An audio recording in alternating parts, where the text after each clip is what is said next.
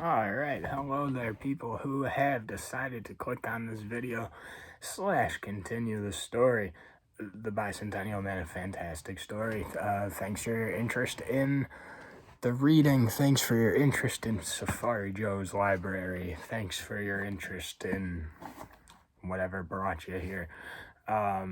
So anyways, I just had a short, the last video I had about a 5-minute speech before we actually got into the reading, and that's longer than I would prefer for this one, so I'm gonna just give it a quick setup and then get to it. It's been, I think this is maybe the 3rd day since I posted the first part of the Bicentennial Man story reading, and that's too many days in between parts of a story. I would prefer to have either continued it that same day, at least made the video that same day, so I could upload it the next day, or just upload it the same day and finished it by today. But timing just hasn't worked out. Just scheduling and thing. I haven't had the moment or to be able to really sit down and do that how I'd like. But we're gonna get to it today. We've finished reading parts 1 through 3 in the last video, so we're gonna start on part 4. Probably get to maybe part 10.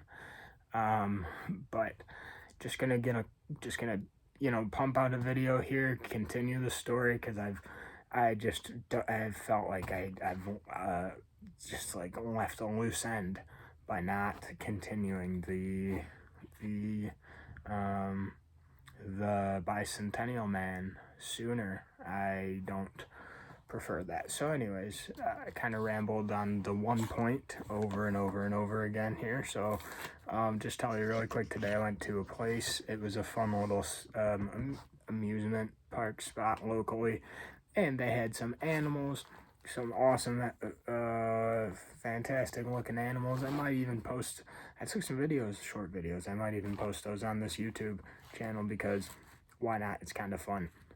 I enjoy this stuff. All right. Oh wait, big deal that I almost forgot here. I just wanted to give some shouts out to something here. So this stuff real quick. I've got quite a bit of things I'd like to shout out in my upcoming videos. And some of you out there, shout out JB. Appreciate you, buddy. All right. Hold on here. Sorry, I'm unprepared. What else is new? Alright, I wanted to shout out Comrade Doggo. Gotta shout out Comrade Doggo. Shout out Luigi the Fox. Shout out The Incredible Hulk by Mr. Pop. Love that drawing. Shout out Hole's book review. That's about all I'll show that book cover. It's fantastic. And last one here, we'll shout out this guy. You know who you are. Others of you know who he is. Alright, now let's begin. Okay. So we're starting on part 3 of... No, I'm sorry, we're starting on part 4 of the Bicentennial Man. I'm gonna read a couple of parts here. And then tomorrow, I plan on finishing the story tomorrow. I'll have the time. Part 4, The Bicentennial Man, by Isaac Asimov. Miss, not Little Miss. The youngest daughter is Little Miss, but this is Miss. She's the older of the 2 daughters. Miss was dating boys and wasn't about the house much.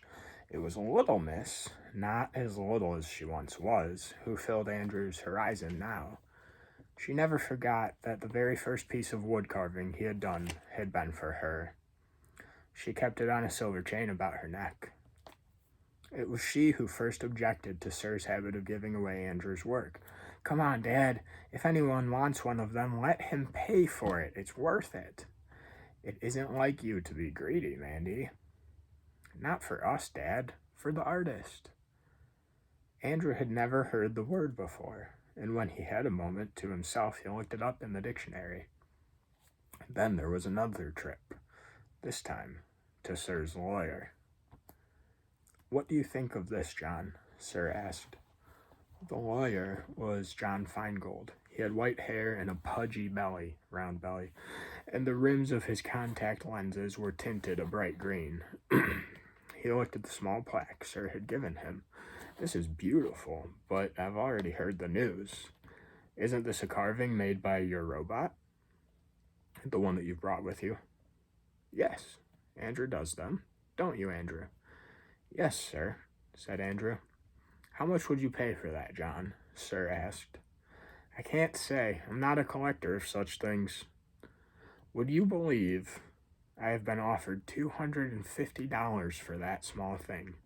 Andrew has made chairs that have sold for $500. There's $200,000 in the bank from Andrew's products." "Good heavens, he's making you rich, Gerald." "Half rich," said Sir. "Half of it is in an account in the name of Andrew Martin." "The robot?" "That's right, and I want to know if it's legal." "Legal?" Feingold's chair creaked as he leaned back in it. "There are no precedents, Gerald. How did your robot sign the necessary papers?" "This means this has never been done before. A robot with a bank account with tons of money. How did this come about?" "He can sign his name. Now, is there anything further that ought to be done?" Feingold's eyes seemed to turn inward for a moment. Then he said, "Well, we can set up a trust to handle all finances in his name, and that will place a layer of insulation between him and the hostile world. Beyond that, my advice is you do nothing. No one has stopped you so far. If anyone objects, let him bring suit. Let him bring suit, meaning if anyone objects, let them come to you. Don't bring this public, just do it. If someone objects, they'll come to you." "And will you take the case if the suit is brought?" Gerald asked. "For a retainer, certainly." "How much?" "Something like that," Feingold said, and pointed to the wooden plaque. "Fair enough," said Sir. Feingold chuckled as he turned to the robot. "Andrew, are you pleased that you have money?" "Yes, sir." "What do you plan to do with it?" "Pay for things, sir, which otherwise, Sir, with a capital S, would it have to pay for. It would save him expense, Sir, with a small s. So this robot wants to make money so that he can pay for his own things or other things in order to lessen the expense of his owner. Part 5. Such occasions arose. Repairs were expensive, and revisions were even more so. With the years, new models of robots were produced, and Sir saw to it that Andrew had the advantage of every new device, until he was a model of metallic excellence. It was all done at Andrew's expense. Andrew insisted on that. Only his positronic pathways were untouched. Sir insisted on that, because remember, his positronic pathways that make his artificial intelligence conscious, aware of himself and all that, his are very unique, unlike any others. I have such a double chin. Doesn't matter. The new models aren't as good as you, Andrew, Sir said. The new robots are worthless. The company has learned to make the pathways more precise, more closely on the nose, more deeply on the track. The new robots don't shift. They do what they're designed for and never stray.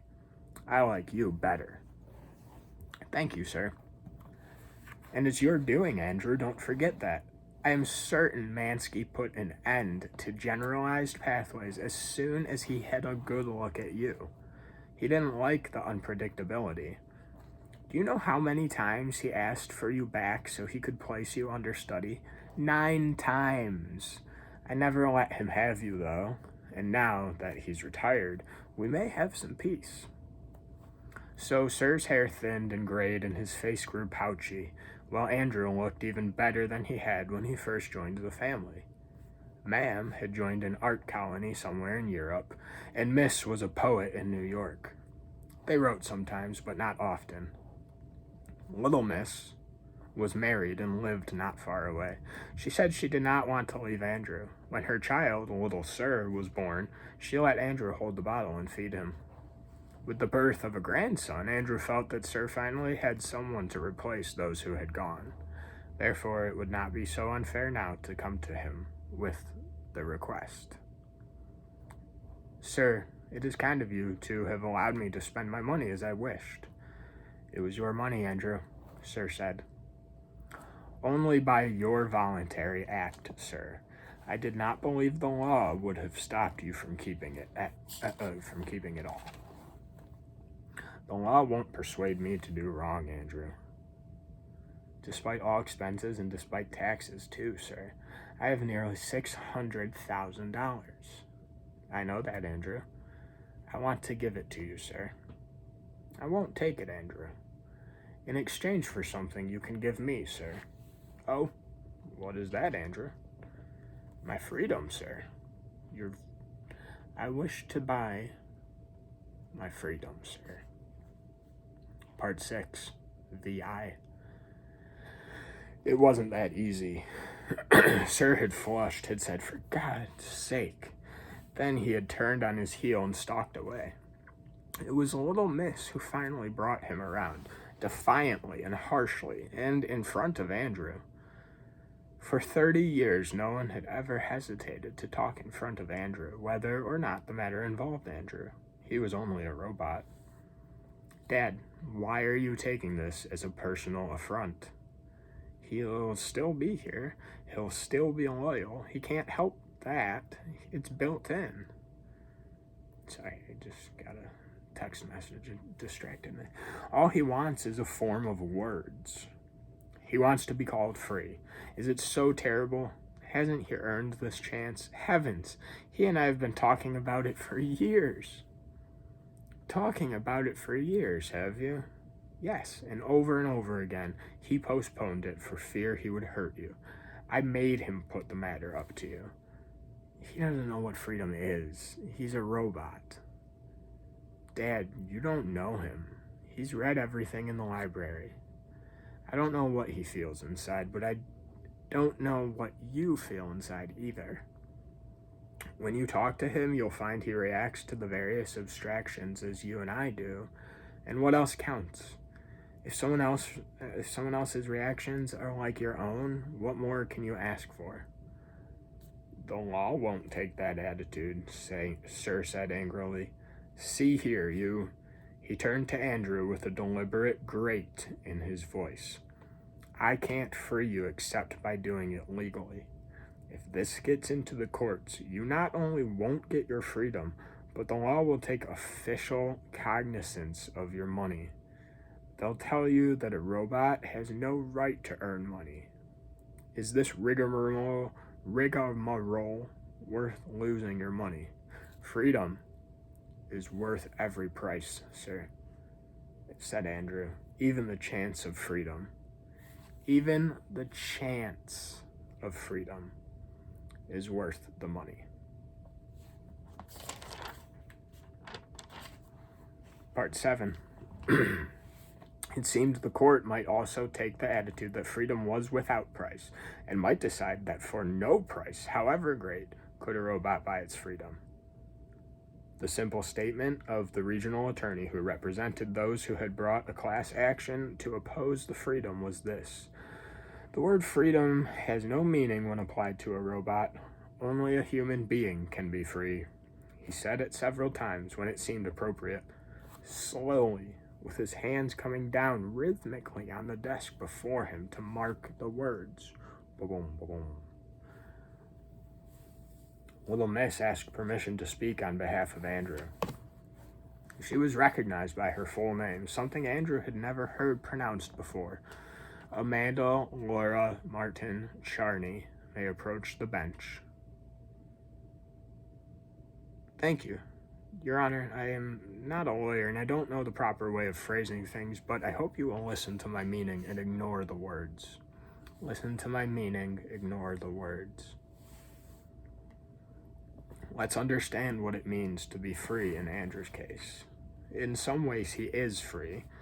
I think it's at least 20 years since anyone in the Martin family gave him an order to do something that we felt he might not do of his own accord, but we can, if we wish, give him an order to do anything, couching it as harshly as we wish, because he is a machine that belongs to us. Why should we be in a position to do so when he has served us so long, so faithfully, and has earned so much money for us? He owes us nothing more. The debt is entirely on the other side. Even if we were legally forbidden to place Andrew in involuntary servitude, he would still serve us voluntarily. Making him free would be a trick of words only, but it would mean much to him. It would give him everything and cost us nothing. For a moment, the judge seemed to be suppressing a smile. I see your point, Mrs. Charney. The fact is that there's no binding law in this respect and no precedent, meaning this has not been a situation before, so there's nothing to go off of. There is, however, the unspoken assumption that only a man may enjoy freedom. I can make new law here, subject to reversal in a higher court, but I cannot lightly run counter to that assumption.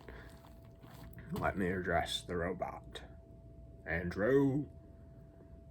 Yes, Your Honor. It was the first time Andrew had spoken in court, and the judge seemed astonished for a moment at the human timbre of his voice. Why do you want to be free, Andrew? In what way will this matter to you? Would you wish to be a slave, Your Honor? Andrew asked. But you're not a slave. You are a perfectly good robot, a genius of a robot. I am given to understand, capable of an artistic expression that can be matched nowhere. What more could you do if you were free? Perhaps no more than I do now, Your Honor, but with greater joy. It has been said in this courtroom that only a human being can be free. It seems to me that only someone who wishes for freedom can be free. I wish for freedom. And it was that statement that cued the judge.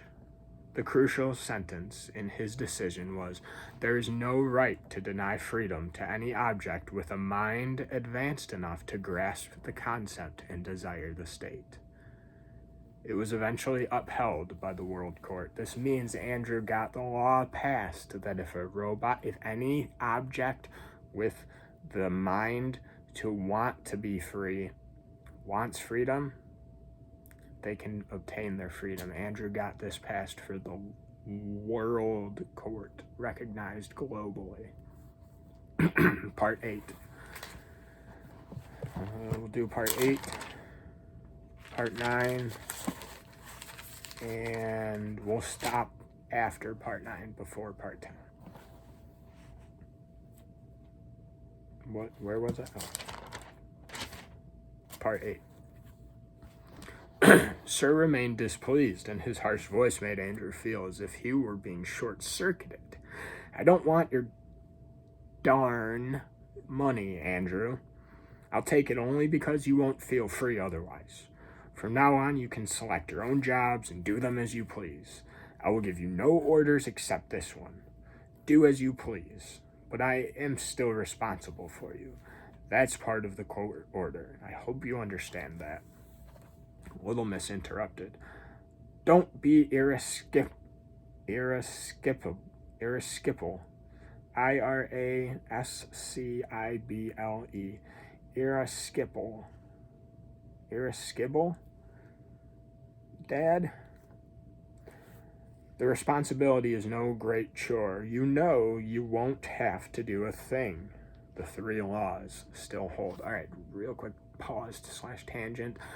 Future references, if I ever watch this video back, I need to have on hand some kind of dictionary to look up words like irascible. I don't even know if I'm pronouncing it right. Irascible.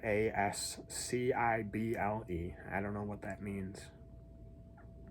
I can assume it's something like don't be harsh, don't be narrow-minded, Dad, because of what the dad said and how Little Miss responded.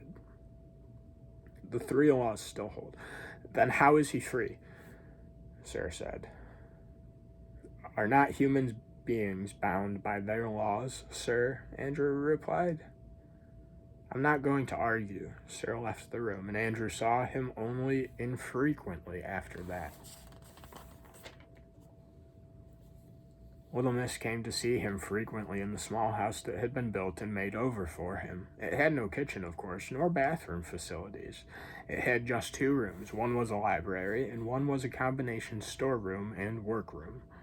Andrew accepted many commissions and worked harder as a free robot than he ever had before, till the cost of the house was paid for and the structure was signed over to him. He owns his own property. One day, George came. Little Sir had insisted that after the court decision, a free robot doesn't call anyone Little Sir. George had said, I call you Andrew, you must call me George. His preference was phrased as an order, so Andrew called him George, but Little Miss remained Little Miss. One day when George came alone, it was to say that Sir was dying. Little Miss was at the bedside, but Sir wanted Andrew as well. Sir's voice was still quite strong, though he seemed unable to move much. He struggled to raise his hand. Andrew, he said, Andrew, don't help me, George. I'm not dying. I'm only dying. I'm not crippled. Andrew, I'm glad you're free. I just wanted to tell you that. Andrew did not know what to say. He had never been at the sight of someone dying before, but he knew it was the human way of ceasing to function. It was an involuntary and irreversible dismantling, and Andrew did not know what to say that might be appropriate. He could only remain standing, absolutely silent, absolutely motionless. When it was over, Little Miss said to him, He may not have seemed friendly to you toward the end, Andrew, but he was old, you know, and it hurt him that you should want to be free.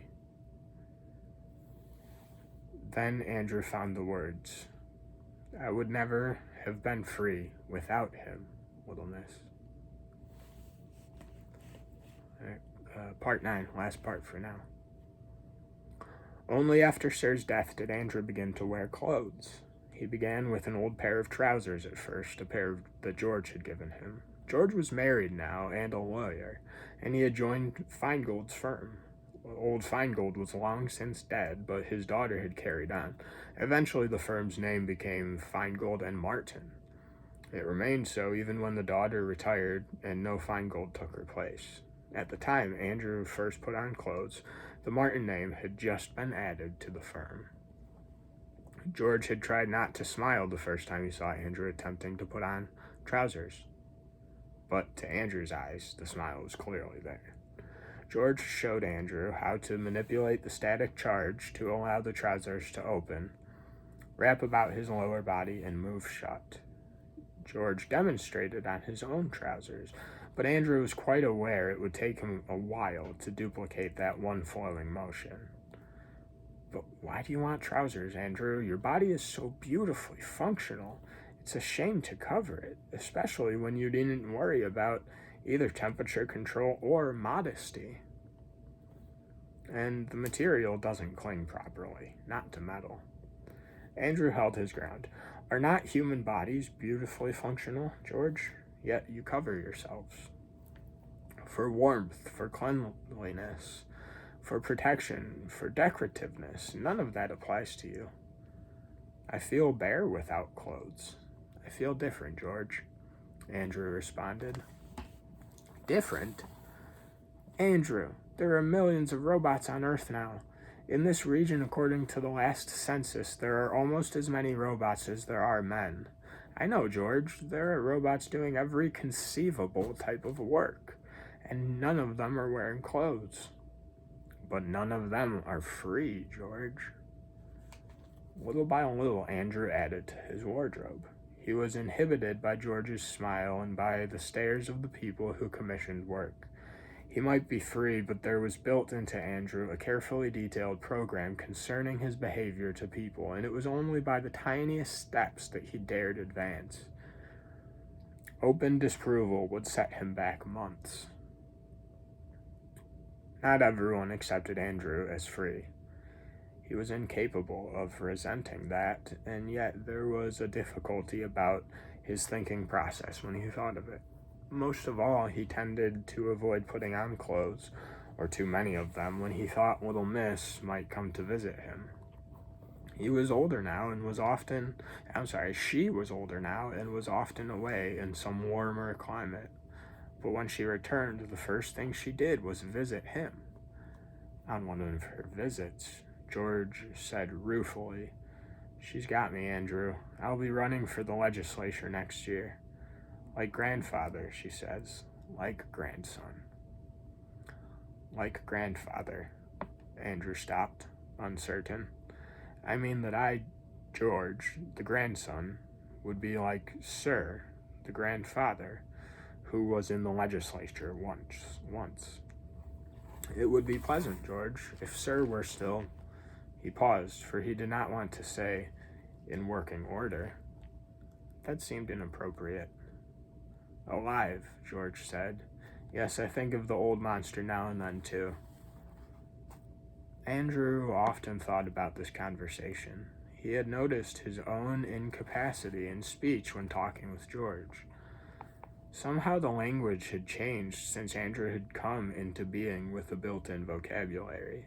Then, too, George used a colloquial speech, as Sir and Little Miss had not. Why should he have called Sir a monster when surely that word was not appropriate? Andrew could not even turn to his own books for guidance. They were old and most dealt with woodworking, with art, with furniture design. There's none on language, none on the ways of human beings. Finally, it seemed to him that he must seek the proper books, and, as a free robot, he felt he must not ask George. He would go to the town and use the library. It was a triumphant decision, and he felt electropotential grow distinctly higher until he had to throw in an impedance coil. So he's just getting really crazy. He has to cool himself down. He put on a full costume, including even a shoulder chain of wood. He would have preferred the glitter plastic, but George had said that wood was much more appropriate and that polished cedar was considerably more valuable as well. He had placed 100 feet between himself and the house before gathering resistance brought him to a halt. Got 100 feet away from the house before he ran into a problem. He shifted the impedance coil out of circuit, and when that did not seem to help enough, he returned to his home and on a piece of notebook paper wrote neatly, "I have gone to the library," and placed it in clear view on his work table. So he didn't have to tell anyone. He wasn't going to tell George, but he's leaving and he feels he should, and he leaves a note. All right. That brings us to part 10, where we're gonna end after part 9, but I'm gonna give you the first sentence of part 10. The first sentence of part 10 is, "Andrew never quite got to the library." Find out more next time on Safari Joe's Library Adventures with books and AirPods and a fresh new haircut and Safari Joe. Over and out.